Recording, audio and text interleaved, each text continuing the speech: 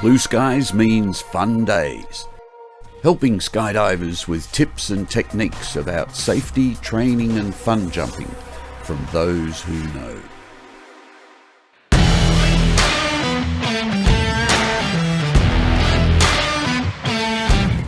There comes a time in every skydiver's life where they would like to help other skydivers improve their skills. Hi and welcome to Blue Skies Fun Days. The first step in helping others is to get your coach rating. While the finer points may be different in different countries, the broad concepts are the same. To explore this subject, I spoke to some of the best coaches around that I know, and that's Nick and Brianne. There is a difference between what Access Flight School teaches and coaches and the USPA coach rating. In its simplest form, the USPA coach rating is meant for people to jump with someone who do not have their A license yet. So I can't speak for other countries and their clubs, but the USPA coach rating, and again, opinion incoming here, is I think is a great thing. What it is to me is it's essentially like a gateway instructional rating. And what we mean by that is that up until that point, you've been collecting skills and knowledge, but you're at a point where you're like, hey, I think I'd like to give back. And I think that's a wonderful thing. Now, with that said, there's going to be some minimum requirements that you need to be able to demonstrate, right? And so the idea of a coach is that they should be able to jump with another person and assess some very fundamental basic ideas and principles, and then do a debrief at the end of the jump. Is coaching rewarding? I think so. And I think it can be rewarding even if you're a new coach and you may not be at high levels. Just like I highly encourage people to get the USPA coach rating. I can't speak to other countries and other clubs and what their requirements are, but for the USPA rating, I highly encourage people to do it, to get that rating, because it teaches you how to start doing adult education. It starts teaching you to work on your communication skills, and it starts teaching you that you're now skydiving not just for yourself but for someone else. So I actually think that these are incredibly valuable lessons for people to learn. And there is a place and a need for the USPA coach at many drop zones and schools around the country. And so while they're not comparable to what the type of coaching Access does, I highly encourage people to do it. And I think that it would be pretty rewarding for a lot of people. In fact, that's what I hear when they get to jump out with young jumpers for the first time.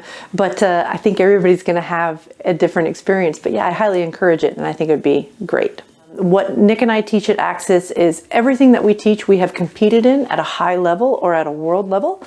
And so we have curriculums, we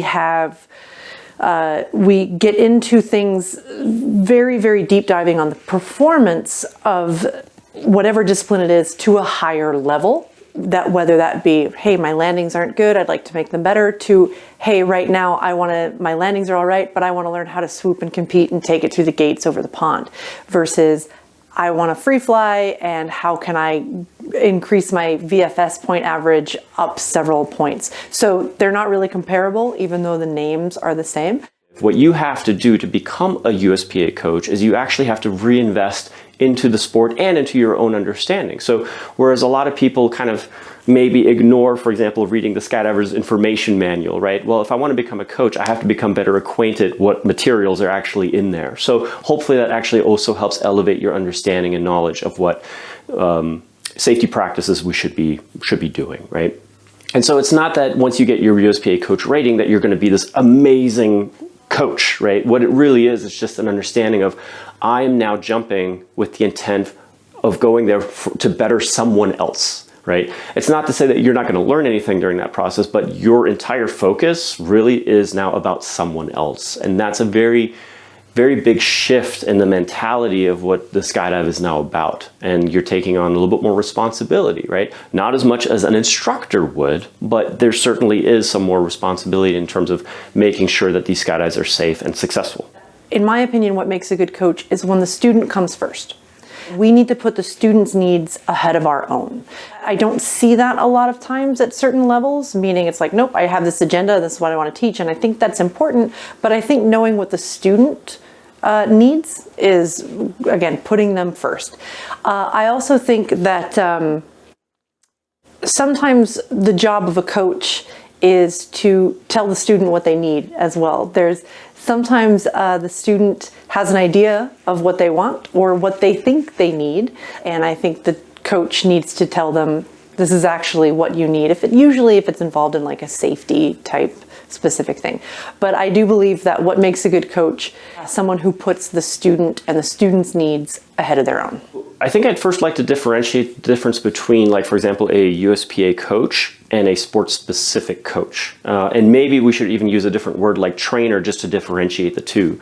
Like I mentioned earlier, the USPA coach is going to be somebody who has roughly maybe like 100 jumps and basically has the procedural requirements to go and take somebody on a skydive and have it be, successful.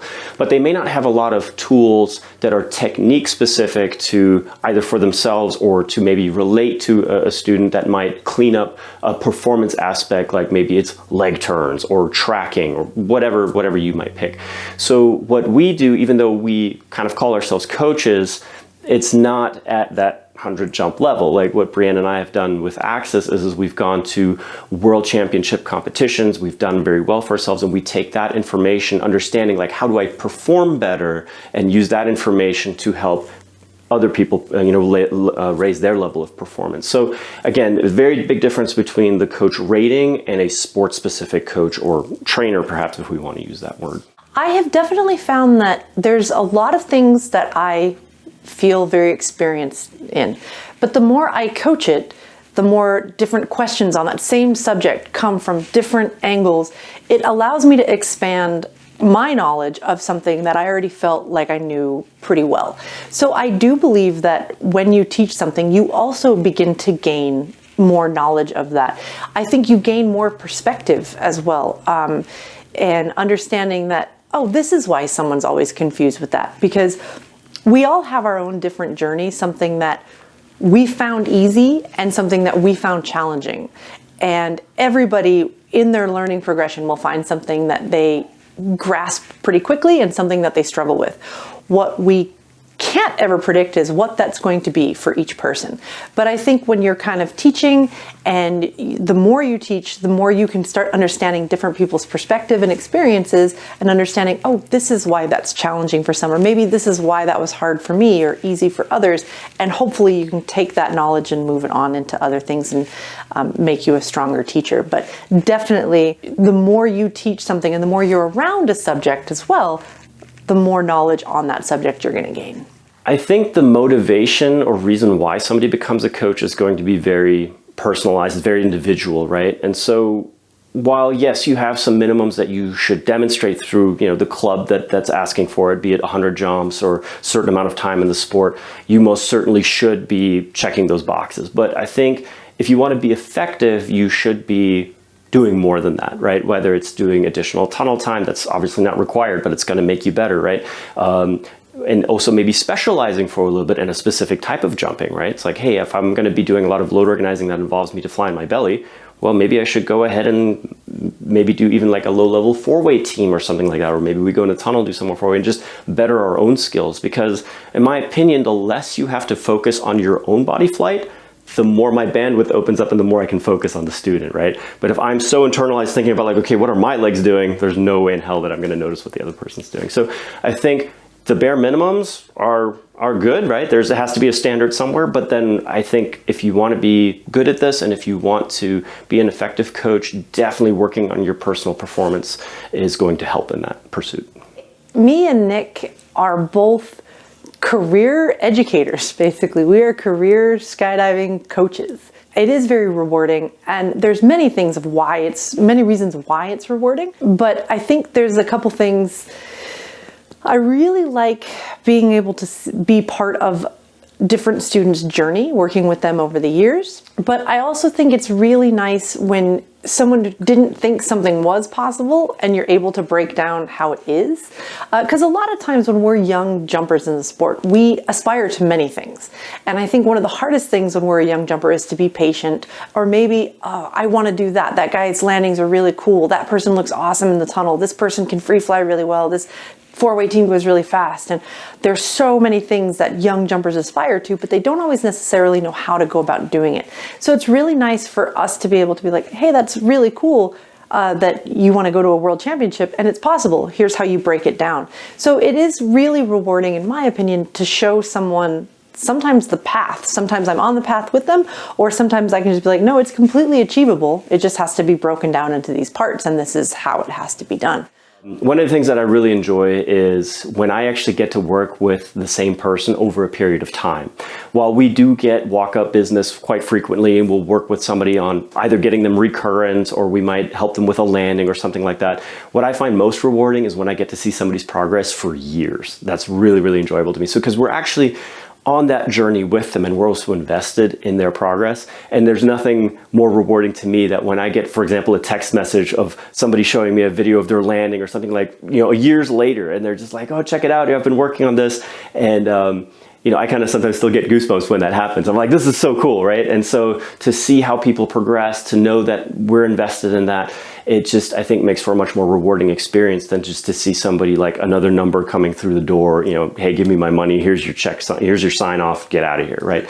So I find that the connection that we make with our students is much longer lasting and much more meaningful because of that journey that we take.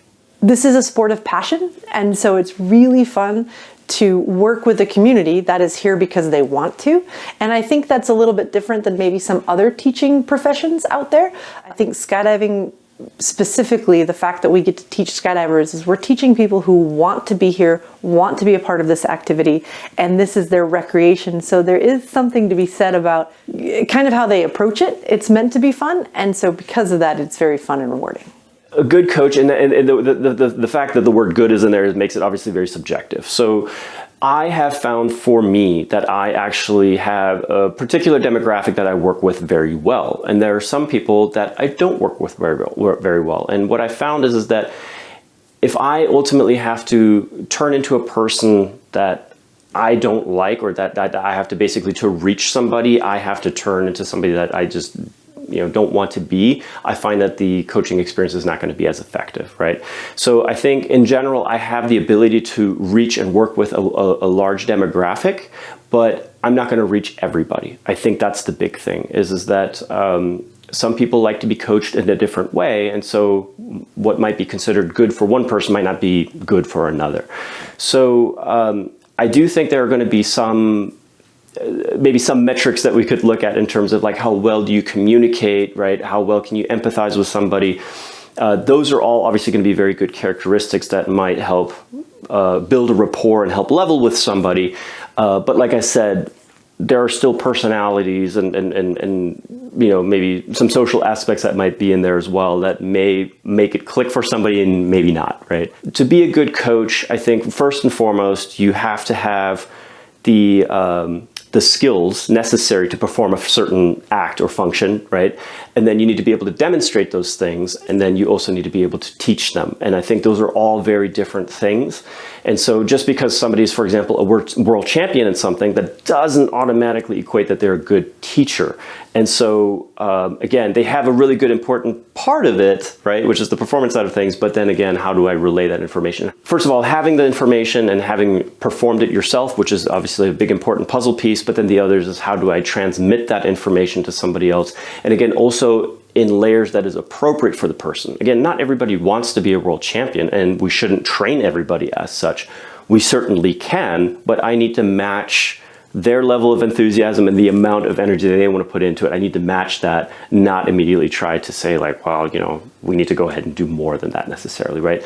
I think it's about finding the right balance between keeping them on this trajectory where they feel like they continue to improve, but they're not overly challenged and they're obviously not bored. So that's why you always have to essentially invest the time and be on the journey with the student to keep them at that perfect rate of like, we're going to go ahead and do this, we're going to challenge them, we're going to build that confidence. And so it's all about learning the person while you're giving them the information. It's not just like, hey, I have this information, I'm just going to plug it into you. It's making sure that it's appropriate and that we layer it in such a way that we can see that nice tangible progress, whatever goal it is that we're working towards.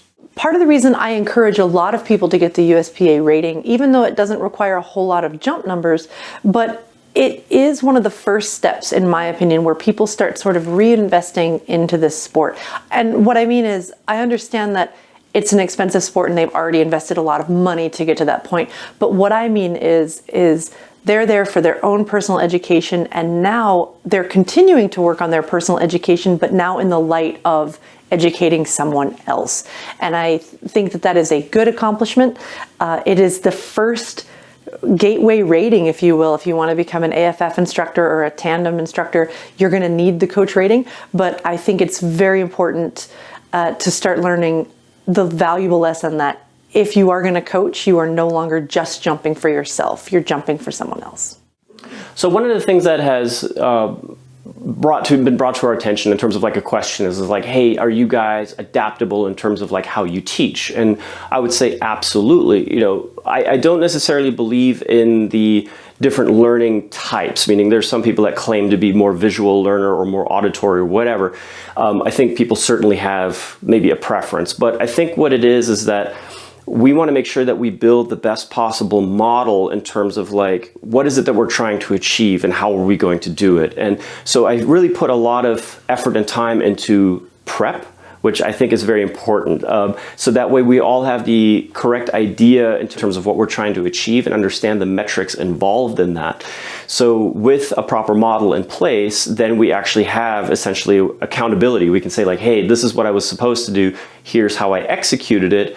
And where do we need to maybe throw some more polish on it? And so I think in our attempt to prep, I have multiple things that I'll pull from. For example, I'll use videos, right, which definitely certainly are visual as well as auditory. I'll usually also incorporate maybe some dry land exercises. Like, for example, we have a set of risers with toggles on the wall here that we'll go ahead and have people manipulate, right? And so making sure they have proper hand placement, and then try to mimic the real thing as closely as possible. So they have absolutely no questions at all when we actually go and make the skydive, what they should be doing, and that way they just have a lot more confidence going into it as well. Do it. If you want to get a coach rating or you're thinking about doing it, absolutely go out there and do it. As with all things, we're going to encourage that you continue to invest in your own personal skills. If you want to become a coach, I think there's definitely a couple things that I would recommend, but I think the first thing you have to recognize is that you're going to be carving out your own path. So if you see people that are coaches right now and you kind of aspire to like, oh man, I wish I could do that, that's great to have like a role model or something that gives you a general direction. But I think the big thing is that you have to understand that you're going to be providing a very unique product and a unique service because it's uniquely you. And so while it's good maybe in the beginning to maybe emulate other people's maybe mannerisms or, you know, even their techniques and stuff, it does become important that you make it your own. I think that's very, very important. As far as coaching, again, we have the club coach, and then we have the sport specific coach. And so if you do have a discipline that you gravitate towards, then I would say just try to do the best you can to get as good at that particular discipline, so that way you actually develop some experience and knowledge that you can then pass on. So rather than just necessarily regurgitating information, it's about building your own experience so that way you have your own product to deliver. I think if you're going to be doing any type of educating, yes. I mean, especially, you know, adult education, and you're going to be communicating with people, you have certain concepts that you're trying to convey.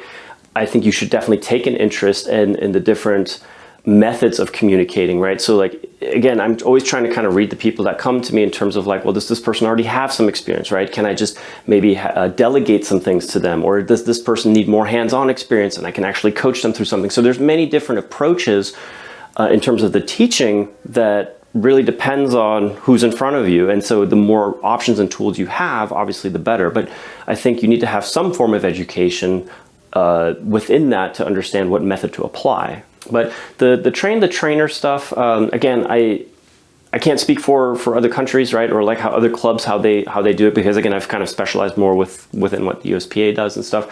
But again, I think it's great if you can actually have somebody, like for example, if you're going through your AFF course, right, you're wanting to become an AFF instructor, you have examiners that are checking out how you're performing. It's not just about making the catch and pulling them out, right, but it's also like, hey, how do you teach your ground course, right? How can we mitigate certain safety factors in terms of like, hey, here's some of the things that can go wrong. And so having an experienced person guiding somebody who wants to basically come up, I think is a very, very good thing. You should never stop learning. And if you are kind of in this sport, no matter what discipline it is, or no matter what you're doing, and you're kind of like, nailed it, can't possibly get any better. That's probably not the most healthiest attitude, but I would say if you're thinking of getting your rating, absolutely do it. I think they're great. I think you'll learn a lot, but continue to work on your own personal skills in any discipline that you want to, but continue learning and trying to get better yourself. As you ponder whether or not you want to be a coach, here's a quick summary. Yes, you can do it. Your own skydiving will improve greatly, and teaching is a great way to learn. It will be quite rewarding. And put simply, if you want to get a coach rating or you're thinking about doing it, absolutely go out there and do it.